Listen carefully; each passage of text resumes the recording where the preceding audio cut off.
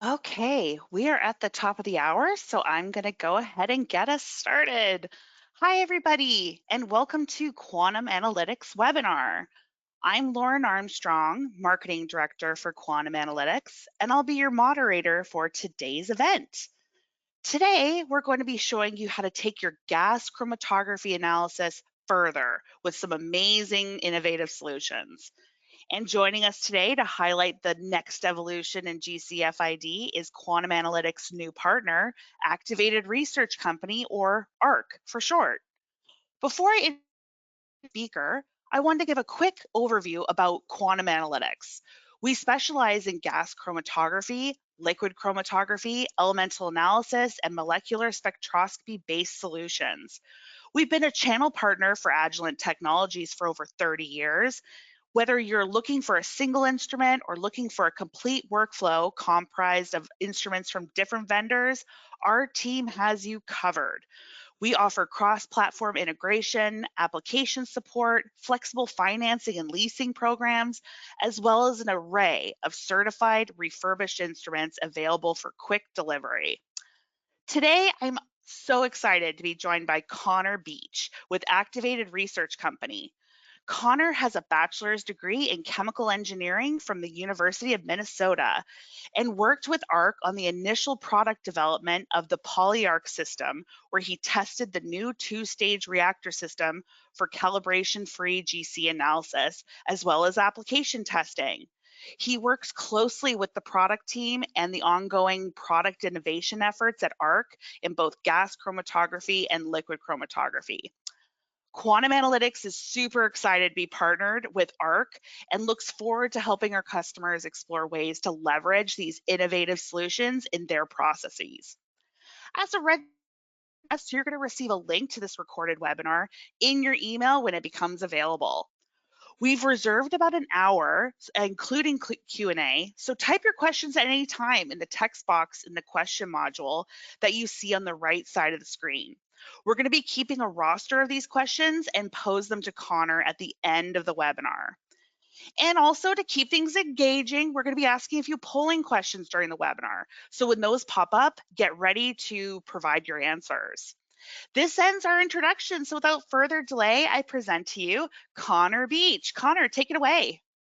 Thank you so much for the introduction, Lauren. That was did a great job. Makes me sound like I know what I'm doing, which I do. Yeah, just a little background. I did work at ARC or ARC adjacent for 5 years, and I had a lot of hands-on experience in the laboratory with the equipment. So I've not only done the product development, but then used it for my own research.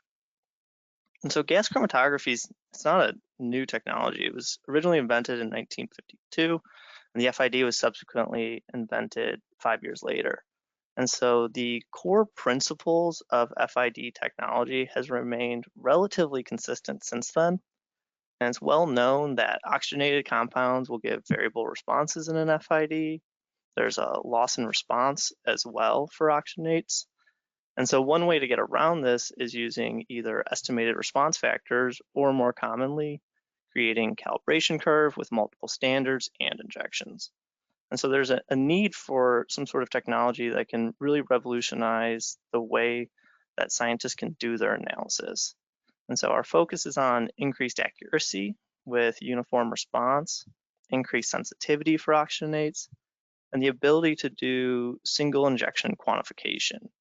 So this not only allows for higher quality of data, but also higher throughput and a more economical analysis.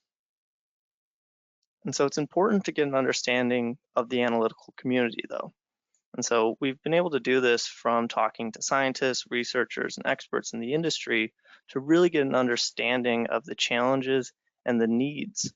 And so as we continue to grow and develop, our focus is always on how can we better the analysis and where's there a missing tool maybe, and how can we kind of fill that void by innovating a new product. And so far for GC-FID, we've heard a lot of challenges that the operators have to work on a variety of equipment. It's not just one GC. And they also need to do more work with less budget and increased expectations. And it's hard to run more analysis when you have less budget to support it. And so the needs are large. There's a simplified way for quantification where you can really streamline your operation. And we're not only trying to streamline installation and replacements, but also the analysis itself. And so that way you can get a better outcome overall for your results. And so I kind of want to take a quick poll just to see, what are the challenges that you're facing in your laboratory? So Lauren, could you start the first poll? Absolutely. So, yeah, everyone, get ready to provide your answers. Ask yourself, what is the key challenge in your laboratory? Is it analysis of unknown compounds or unknown byproducts? Is it time-consuming and complex calibrations? Is it the demand for higher throughput of testing? Is it the need for affordable laboratory equipment? Or maybe it's something different. Feel free to select other and then chat the team here in the chat module. So why don't you go ahead and answer? Looks like a lot of answers are coming in. This is awesome. And I'm gonna close this up pretty soon. Looks like some people are still answering. Yeah, just like, what's the main one? I'm sure there's a lot of people who it might be a few there, but what's the main one? All right, awesome. So I'm going to close up the poll and I'm going to share the results. So it looks like almost the majority analysis of unknown compounds or unknown byproducts is the winner, followed by demand for higher throughput testing, and then time consuming and complex calibrations. And then the last is the need for affordable laboratory equipment. So interesting results there, Connor. I don't know if you want to have any comments on that. Yeah, I mean, the analysis of unknown compounds and unknown byproducts, it takes the lion's share of the difficulties that people are facing. And I think that comes with when you're starting to look at your chromatograms and you're seeing a lot of peaks pop up and you don't know either where they're coming from or what they could be. That does create a very big challenge because now you're trying to identify unknowns. So that's good to know, though. I'll try to kind of tailor some of my what I'm talking about to highlight how we might be able to help there as well. And so Activated Research Company, or ARC, we've been enhancing chemical analysis for a wider range of industries. And our products are always simple, easy to use, and they provide unparalleled data quality. And I think that that last point is really important. It's not only that we want your analysis to be easier, but we want to be able to give you new insights into what you're actually testing. And so we specialize in catalytic reactors that provide chromatographic resolution. And then we've been able to use this to make breakthrough products not only for GC, but also LC. And so we have an R&D team that does a lot of work, amazing work, but we also have in-house manufacturing. We can do our replacements, training, and we have technical support. And I think one way to show that we've been leading the way in chromatography innovation is by the awards that we've gotten so far. Innovation is a core foundation at ARC. And so I think what really helps demonstrate that is the R&D 100 awards. We had one in 2016 for our flagship product, the Polyarc, and then another one in 2021, Solvair. And over time, as we continue to try to see where the need is, we're going to try to get more awards just to help keep having those breakthrough technologies so we can help out and people can have a better understanding of what is going on around us in the world. And so let's go through just some of these innovations then. This webinar will be focusing on the Polyarc and the Jetanizer, but I just kind of wanted to touch on all of them just to start off. So the Polyarc is a microreactor that converts all of your analytes to methane for a uniform response in the FID. The Jetanizer is one of the most easiest and robust methanizers on the market. You can replace it within minutes. We have a isotope reactor, which is a combustion reactor for carbon isotope ratio mass spectrometry. And it's a lower temp reactor than what has been classically used when you're looking at like a carbon oxide reactor for traditional IRMS. And I say low temperature, but we're still operating around 600 degrees Celsius. It's just that we're not operating at 1,000 degrees Celsius and need ceramic parts. And so that's where we have the isotope that can benefit. We have GC by GC, which is a stop flow modulator. It's one of the most affordable stop flow modulators that is currently on the market. And so it's not going to outcompete one of the thermal modulators, but we're not trying to do that. We're trying to have a way for effective installation and implementation for someone who wants to start getting that second dimension in their analysis for a complex matrix. So if you're not getting baseline resolution and you could add a second dimension for polarity, that might help really identify what you're trying to analyze. And last, but definitely not least, is our newest product, the Solvair. And so the Solvair is amazing because it's a universal carbon response, but it's for HPLC. And so it's finally a way that you can take the benefits of FID and apply it to LC. But let's actually get into the Polyarc then. So the FID is a very versatile tool. It gives good linearity across 7 orders of magnitude, looking from sub ppm levels all the way to pure analytes. And so the Polyarc really revolutionized it because you're not getting variable responses anymore. You're converting all of your organic analytes to methane, so that way the response is consistent regardless of what you're analyzing. And so you're still the same sharp peaks, but now it's just methane for detection. We also do have the Polyarc Ultra, which is a enhanced version of it, and that just is to help reduce solvent handling. And so I'd like to get just a baseline of where everyone's at with GC-FID. So we have another poll then just to look at that, trying to give me a little bit of understanding on how everyone's using it currently. Awesome. So again, everyone, let's get this poll going. What is your interest level in GC-FID? Do you already have GC-FID and a methanizer in your lab? Do you currently have just a GC-FID in your lab? You don't have one yet, but you're planning to, or really just no plans yet?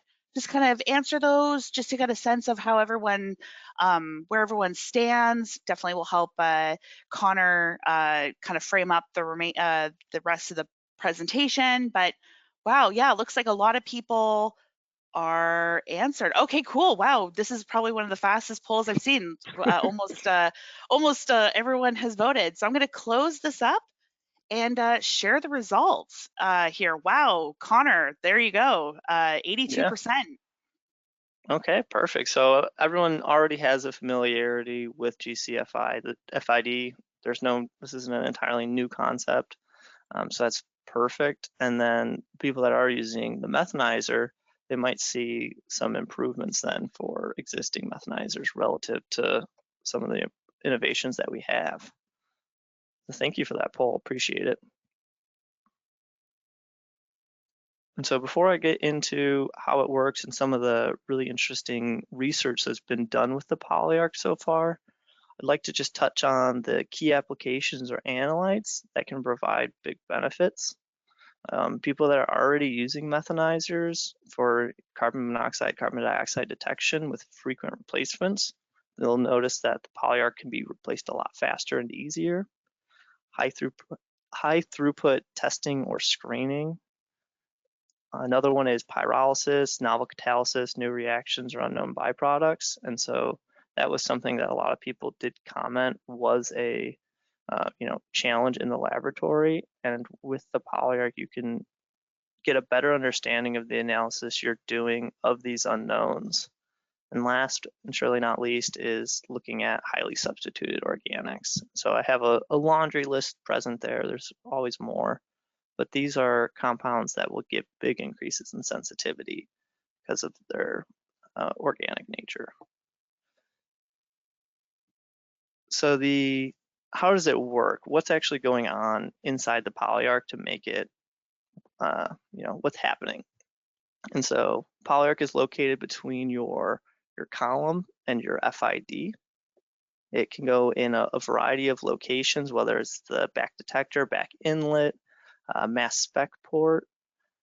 And so it's connected to the capillary column with a zero dead volume union. And there's two steps that occur in the microreactor. There's an initial combustion step. And so that happens because we supply air to the reaction. And then there's a second reduction step, and that converts everything to methane.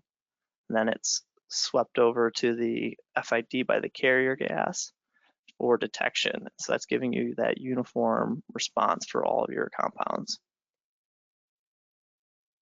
So what's actually going on inside of the enclosure? So on the right here, I show our black enclosure. It's got the actual 3D printed microreactor up here, and then also some insulation. And so we have the first and only commercial 3D printed GC microreactor. And this really highlights where our expertise lies. We can make patented reactors that maintain sharp chromatographic peaks. And we also have robust catalyst. And that catalyst gives greater than 99% conversion to methane. I actually did some of the initial studies looking at whether or not we were getting methane coming out every time.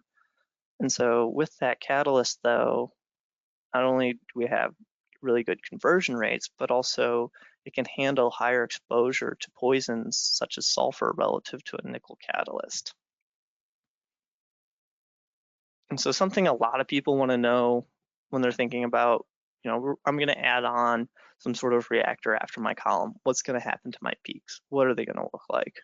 And so here I show two chromatograms, one with an FID and one with the FID paired with a Polyarc. And so this is just standard gasoline. It has 10% ethanol in it though. And so you'll see that you're still getting your same peaks just from swapping over. There's not any big impacts, but what's kind of cool to see is that this is the ethanol peak with the FID. And so when you convert over and use the Polyarc, there's actually a peak area increase because you're not having the FID try to detect ethanol, but instead it's methane. So that's just one way that you can kind of see that you're already having improvements while not severely or really disrupting your how you've been doing your analysis. And so if you're going to remember one thing from this presentation, it's going to be this slide. And this really demonstrates the power of the Polyarc.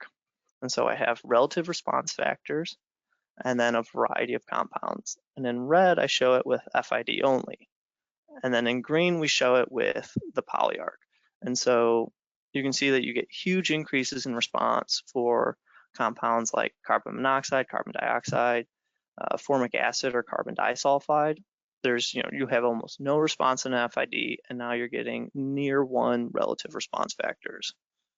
And so, if you have other compounds like formaldehyde or these substituted oxygenates, you might have, still an increase in response, and that way you're not having to try to account for how the FID might behave with these analytes.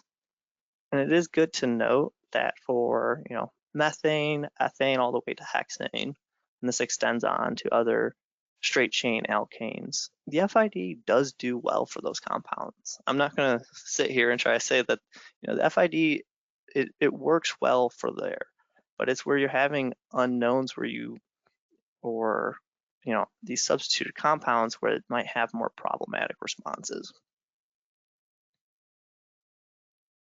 And so another way to look at that sensitivity increase, if you're considering, okay, well, what are you analyzing in your lab and how could you have a possible impact, is if you're looking at that oxygen to carbon ratio.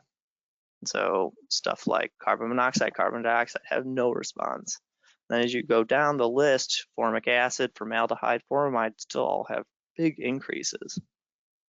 But once you start getting down to those C9, C14 like FAMEs, so if you have ether groups on there, the response increase isn't as great, but still you're getting responses that are almost lower than 10% lower than expected. So that can have an impact on your analysis. So I always want to comment though on the lifetime.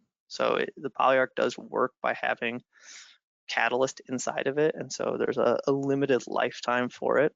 It works for about 6 months or 5,000 injections, but it really comes down to how you're doing your analysis and what are you analyzing. Luckily, when you do need to do a replacement, they're relatively fast to do. You can do them in under like 20 minutes, just after you have to cool down your GC system. And so on the top, I show a new reactor.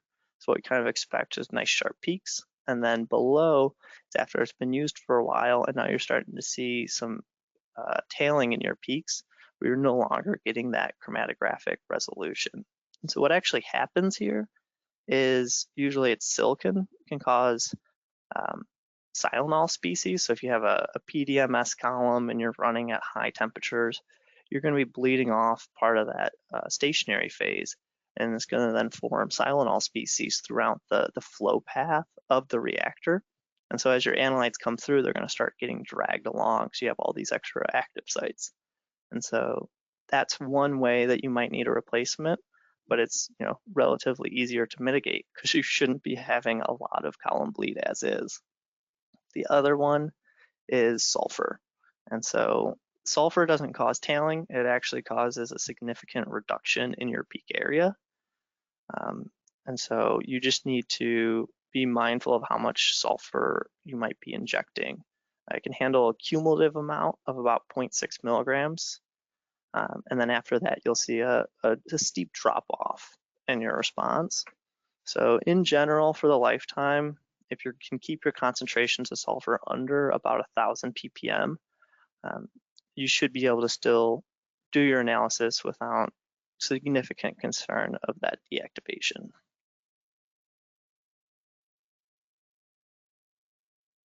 And so what are these improvements then that you can get to your GC-FID? First and foremost is the universal carbon response, and that kind of just sprinkles down then to these other improvements, because you get that universal carbon response from having only methane being detected in your FID. And so that leads to then increased sensitivity. Then the easy replacements and higher tolerance to sulfur, that's usually relative to methanizers, but it helps streamline your operation. And then finally is the reduced need for difficult standards and calibrations.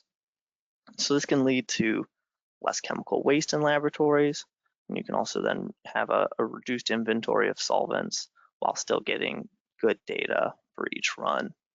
And I say reduced need, on that relative response factor graph that I'd shown previously, you might have noticed that they're all not exactly at 1, and that's not because we're not getting complete conversion, but actually you're starting to see inlet discrimination occur. So you can get preferential vaporization in your inlet, and you might be venting off some of your compounds. And so there's ways around that, but when we send down a Polyarc, we do quality control on it, and we have less than a 3% error on running any of our analysis without any calibrations.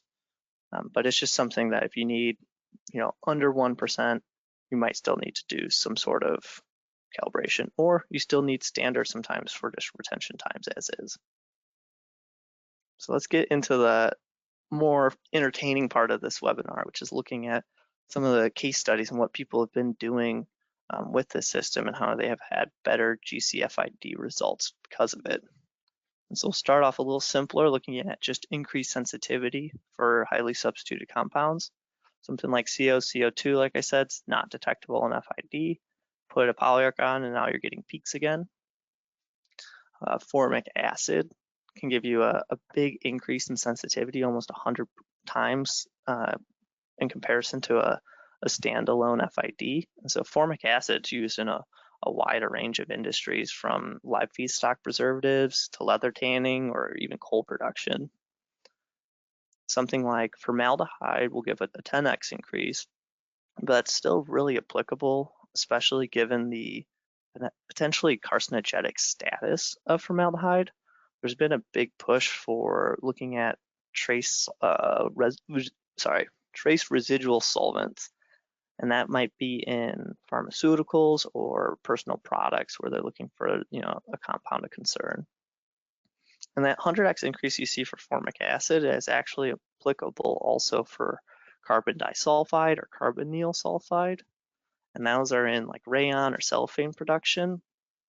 But it is good to be mindful that it's more trace levels for those compounds because they do still contain sulfur. So you want to be watching out for that sulfur content. So what kind of average errors might we get then for doing a calibrationless analysis? Here's an example where we're looking at FAME fuel additives, and we're able to get less than a 1.7% average error across these 7 different compounds that we're looking at. So you can start looking at these oxygenate species with less concern of trying to get every single calibration for all these compounds. You might even be able to kind of change what instrumentation you can use. So here we were looking at some volatile organic compounds, and while mass specs are great, and every laboratory always wants to have a mass spec, given that you can start identifying all those unknowns that we're worried about, the linear range isn't that good for a mass spec, and you get variable responses. And so you can see then with the FID, you're starting to fall along that linear range, but the response is variable. So once you get the Polyarc FID, it really collapses all of your compound response factors to 1. And so, volatile organic compounds are a concern in environmental testing. And if you need to run a lot of them, at a fast pace, because you might be a production laboratory, benefit is being able to use the Polyarc to not calibrate there. And you can have confidence in your results as well. But you could also just pair the FID with a mass spec. And I think that if you're capable of doing this, it's really great because you get simultaneous identification and quantification at the same time using a splitter. And so on the right, we're showing a chromatogram for some more gasoline. This was ran by the National Renewable Energy Laboratory, or NREL. And so they were doing some pyrolysis, and they had an uncertainty with their carbon mass balance closure for the pyrolysis products where they were hovering around like at 87%. And so they decided to tackle that uncertainty by getting a GC-MS system kind of set up, shown on the left. And they were able to achieve nearly 100% carbon balance closure. And so previously, before being able to do that, their approach was just to prorate missing carbon among the different phases. So they would say it was split between solid char, condensable liquids, and the permanent gases. And they were taking some conservatism towards carbon allocated for those liquid phase fuel precursors. So they were just trying to not significantly bias the economics of their process. But it turned out once they actually were able to get results that the majority of the missing carbon was in the lightly oxygenated species, light species that were oxygenated. And so that quantification had a significant impact on the economics of their conceptual process design, because hydrotreating those light oxygenates just results in a gaseous hydrocarbon, and so it doesn't actually count towards their liquid range for fuel products. And so, they were making some assumptions in their work, and this was able to then highlight where their actual missing compounds were going instead of just trying to prorate it. Some other work that was coming out of that laboratory was reactor kinetic studies, and that was for sustainable aviation fuels. And so looking at reactor kinetics was actually something that I had also used the Polyarc for. I was looking at oleofuran compounds for new surfactant types. And so it was an easy way, since I didn't actually have standards because they were new types of surfactants. So there was no company I could call up to ask, purchase a small standard for them. And so you can identify some of these unknowns without ever needing to develop a calibration curve to even start. But for this reaction kinetics, they were looking at hexanoic acid, and they were doing a ketonization step to 6-undecanone, and it was for usage in, like I said, aviation fuel. And so they were running this reaction over a zirconium oxide catalyst, and they were then collecting all the non-volatile effluent. So the acids, the ketones, the water, and they were doing the analysis on the FID. And so they were able to, from the initial testing, use it for a scale-up reactor design, and they were looked at the effects of co-fed water, reactor temperatures and pressures, and they've ultimately determined that volatile fatty acids can be sustainably upgraded for aviation blend fuels. And so you can do that through a ketonization step, and then you do have to do a hydrodeoxygenation to make it so it's like that standard jet fuel that they're used to seeing. But they gave us a nice comment when this research came out, and they said that the Polyarc was an invaluable tool for doing the quantification because of the highly heterogeneous content of the mixtures that they were analyzing. And so, kind of on the same line of looking at reactions, I think this study that's done by the University of Minnesota out of the Dauenhauer group really is an interesting way that people will take a GC and do customizations or really push it to the extreme on what you can do with a piece of equipment. And so they were doing some high throughput catalyst testing. And to test the catalyst, they actually took an inlet liner and they stuffed it with catalyst and used that as a microcatalytic reactor built into the GC, where then they could use an auto sampler to inject their reactants. And so with an inlet, you can control the temperature and then also the space velocity of the reactor by varying the gas flow rates through the inlet. And so for this, they were looking at 8 different catalysts, and they were trying to produce butadiene as a biomass-derived direct drop-in replacement for the polymer industry. And usually when you're trying to make biomass-derived compounds, there's a question of, do you want to do a direct drop-in, or sometimes they'll try to do a value added where the physical chemistry of the compound is different, but because of how it's different, you also have some new benefit that a petrochemical compound might not have. But that's neither here nor there. And so they tested these 8 different catalysts, and they were able to run very quickly a wide range of temperatures and space velocities. And they ultimately determined that the best catalyst for butadiene conversion is actually a newly developed zeolite. It's a phosphorus self-pillared pentasyl, so that's that red square at the top of the graph on the right. And so that's a zeolite that they have really fine control over the hierarchical structure, and so they can fine-tune the formations so that way it's beneficial to what kind of reactions they're trying to run through. And so it is good to be mindful of what's going on in the inlet, even if you're not stuffing it with catalyst. And so having the variability removed from the FID is really beneficial for method development, because you're no longer trying to second guess where lower responses may be coming from. And so on the right, we show a graph of different response factors dependent on what kind of inlet conditions they had. And so for a poor inlet condition, you were having that vaporization preferentially for some compounds over the others. Those light compounds were vaporizing off before you could get the large C17s through. And so poor inlet conditions were like 3.3 psi, while the proper inlet conditions should have been 6.7 psi. And you can see how the difference between a leak and a just poor inlet conditions can kind of start to be detected when you're not second guessing what your response might be.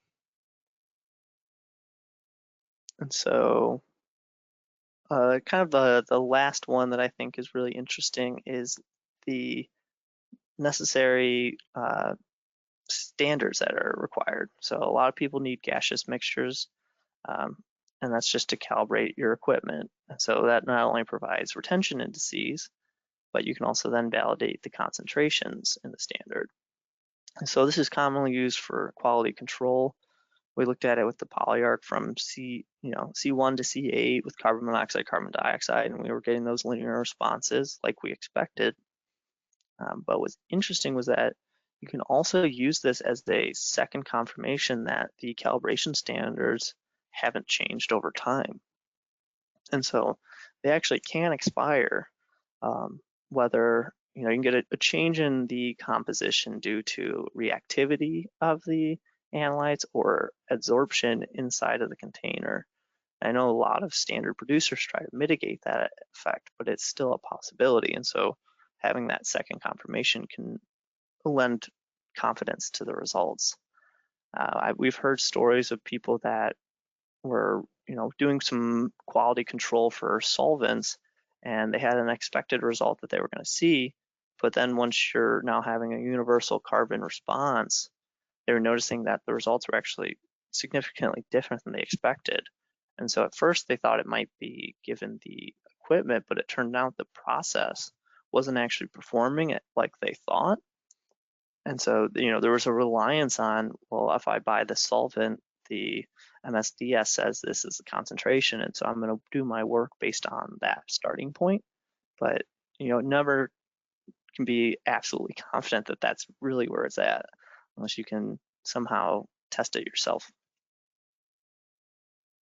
And so I have one more poll then that I'd like to do. I'm just kind of curious on where you'd see the biggest impact for the Polyarc in your own work. And I might have a guess on where it would be, but I'd love to hear. Well, let's see if your suspicions are correct. I'm going to launch this poll. So everyone, think about this. Based on what you've been learning about today, what do you see as the biggest impact for the Polyarc? Would it be analysis of unknown reaction products, increased sensitivity for highly substituted hydrocarbons, reduced calibrations and usage of standards, easier replacements, and higher catalyst poison tolerance for methanizers? So, best guess, what do you think is the biggest impact for the Polyarc? I think it's the analysis of unknown reaction products, given the concern for not being able to analyze. Now there might not be byproducts, so it could be some other unknowns that are introducing it, but that's my guess. I think it's gonna be number one. We'll see if you're right.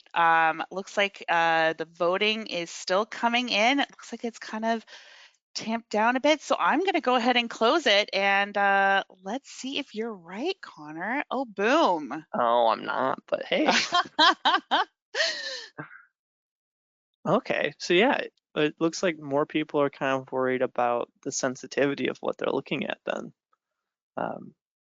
And that is still a really big benefit, along with, the other second part was that people were worried about the high throughput of their testing. And so being able to reduce calibrations and how much standards they're using not only reduces cost, but also lets them do more of their actual analysis and not just making calibration curves. Interesting. Yeah, very. Yeah. I'm going to go ahead and hide that. There you go. Thank you, Lauren.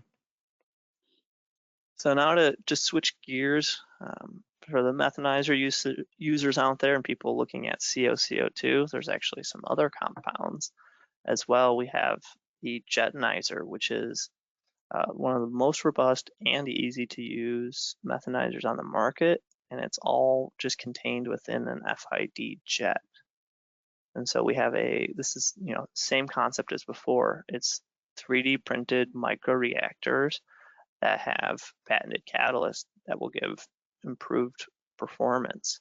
And so you take the jet and then you can fill it with a reduction catalyst. The Jetanizer uses your FID heater at 400 degrees Celsius, and then the built-in EPC hydrogen flow, about 35 skim, and you then can convert CO and CO2 to methane.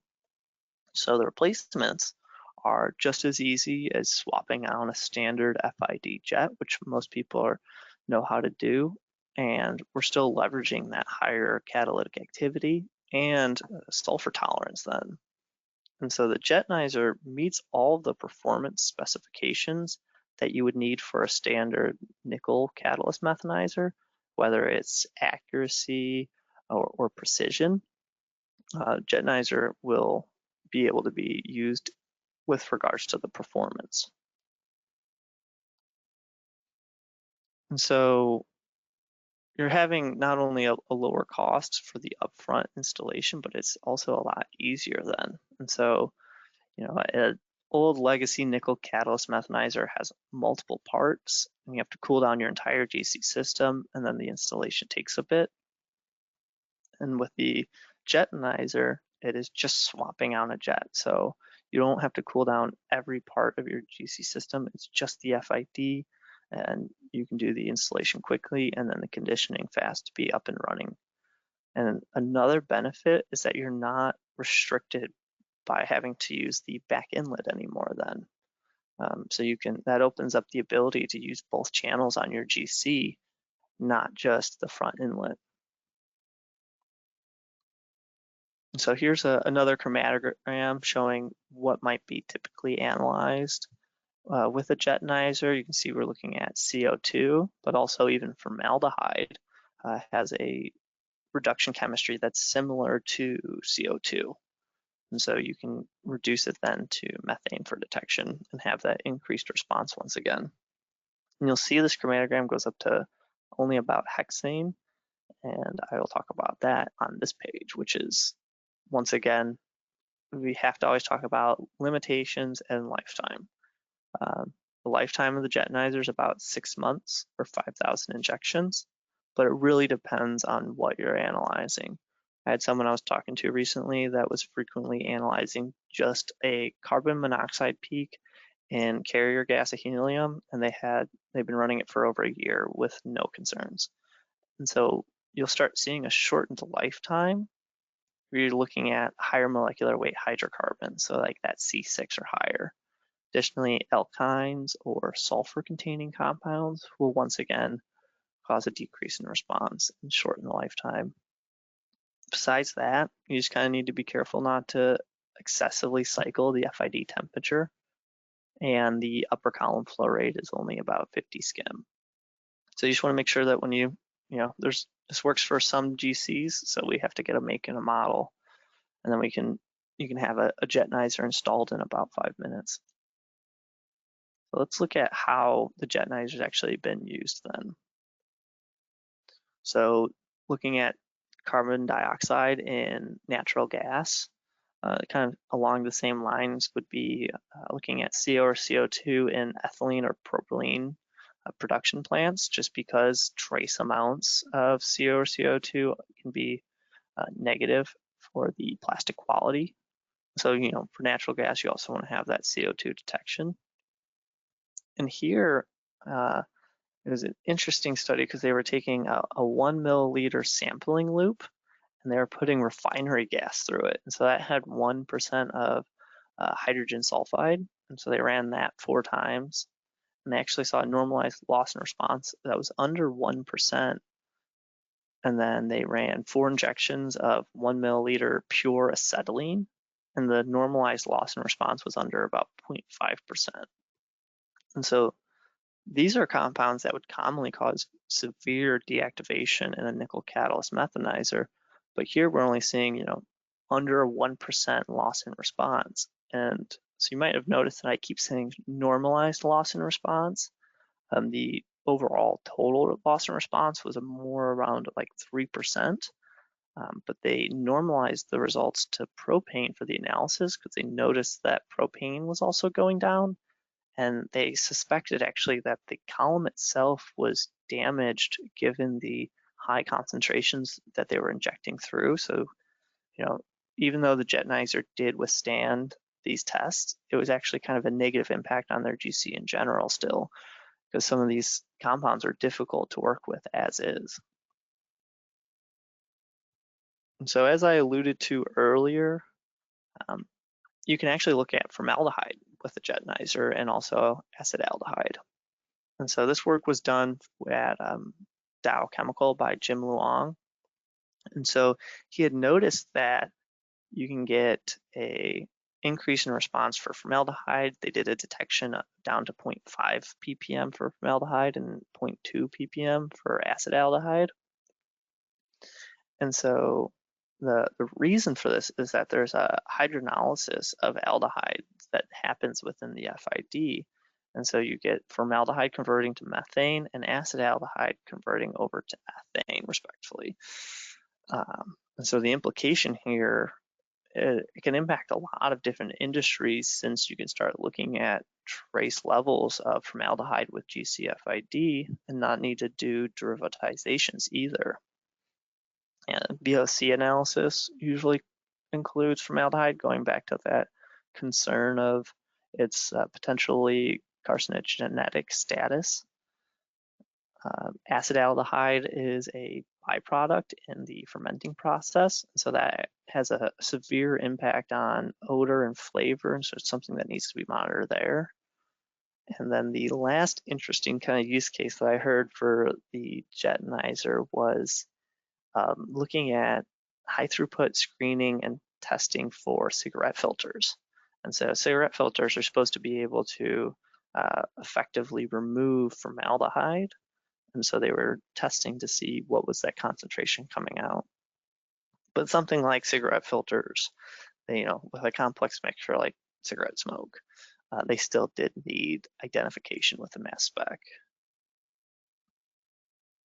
And on that same work, something that was really interesting was they noticed that you could actually do backflushing with a Jetanizer.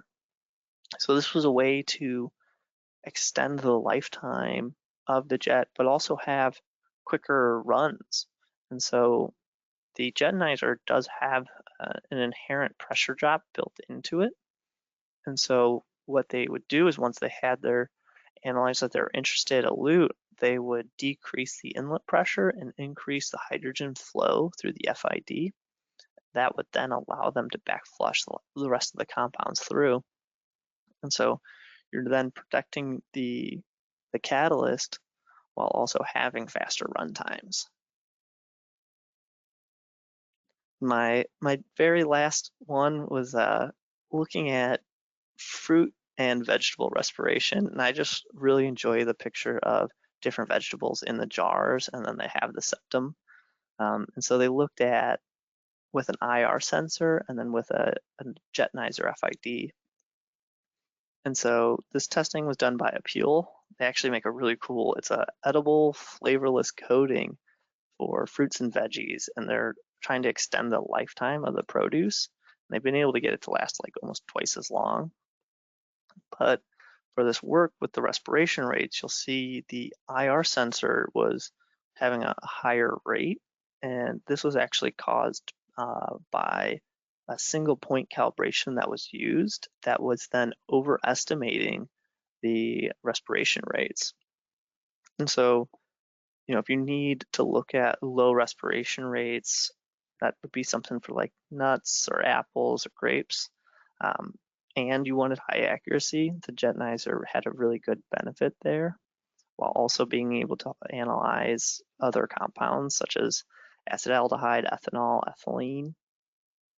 That being said, the IR does work well where high accuracy is not required, or if you're looking at really large respiration rates, and just given the lower implementation. So yeah, I think that covers it. We have some Q&A now, but I'd like to thank everyone for their time. I really do appreciate it. Fantastic. Awesome. Thank you so much, Connor. And everyone, if you have a question for Connor on the solutions or information presented today, go ahead and type that into the question module that you see in the GoToWebinar control panel.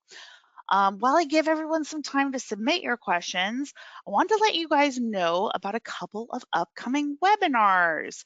On April 6th, we are going to have a webinar on gas analysis in real time by mass spectrometry. That is going to be with guest speaker Diablo Analytical. And then on April 13th, we're going to be joined by our partner in pyrolysis, Frontier Lab, to discuss the rapid catalyst screening using a tandem microreactor GCMS system. To learn more and register for those sessions, please visit lqa.com/webinars. All right, Connor, let's dive into this Q&A. Yeah. Let's see, a question we have here is, how does the FID temperature variation running 275 versus 325 Celsius affect the jetanizer?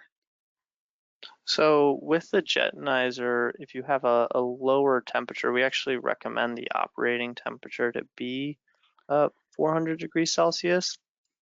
So if you're starting to trend towards those lower temperatures, you might not actually see a complete conversion for CO or CO2.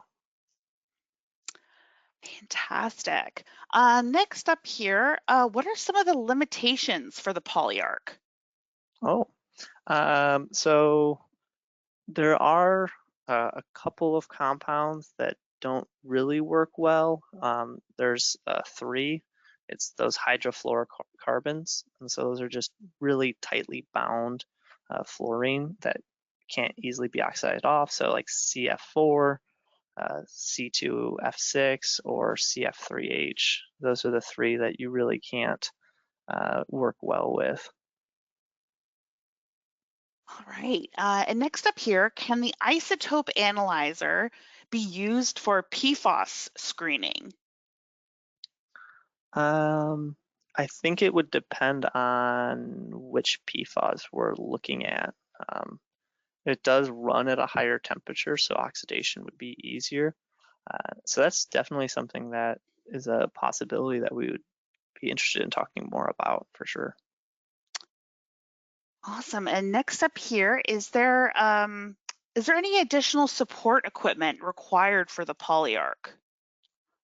Yeah, so it comes down to what GC equipment is being used.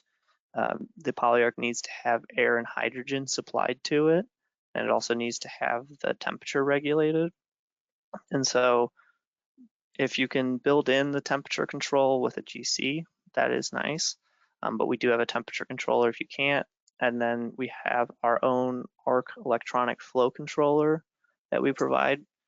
And that just allows for really precise control of your air and hydrogen. But you could always still use your Oxy PCs if you needed to control air and hydrogen. So it kind of depends. Nice. And then question here, for the Polyarc, do headspace injections or injects cause any difference in response factor versus liquid injection? Yes, that is another thing to be mindful of. So with a headspace injection, you're starting to get into having partition coefficients. So it depends if your headspace injection is a total vaporization. Because if you get total vaporization, then you're not trying to account for those headspace injections. Um, and so that might be a need where you can't really get away from calibrations because your calibration is trying to account for that interaction that you're getting when you're doing that vaporization. And that did actually remind me there is one other limitation for the Polyarc, which is cryogenic oven temperatures. Since there's water being produced, you can't start decreasing the oven temperature too low. Gotcha. And then next up here, and I'm going to just read this question, and hopefully, Connor, you can read it. I may not know what some of these things stand for. Do you have examples of the response factor consistency for larger MW? I'm guessing, is that molecular Molecular weight? weight, yep. Species, and that says over 200 DA. Yeah, so that's 200 Daltons. I don't know if I have anything in my appendix specifically looking at those larger hydrocarbons, but I do know in general, as you get to those larger and larger compounds, as long as they are truly getting through your inlet and onto the column, you're not going to have huge increases in response. And that's just because the FID does do well there. So you would see a benefit for those large molecular weight compounds if they're really oxygenated and have a lot of substitution occurring. But if you're just looking at C40 alkanes might not have as big of a benefit. Gotcha. Next up here, this is a longer question, so follow me. Um, can I calculate concentration, WV, because it's weight volume, of a known compound amongst unknown compounds by peak area? Or would I need to know the IDs of the other peaks and do a calculation based on the number of carbons relative to response? So that's a really good question, and I think it's really drilling down into how does this work and how can you do your analysis with the equipment. And so if you only have one known compound and then a bunch of other unknowns, what you could analyze there is the carbon concentration then. And so you wouldn't be able to say what the concentration is for each compound, but you could say of your total carbon, where is it ending up?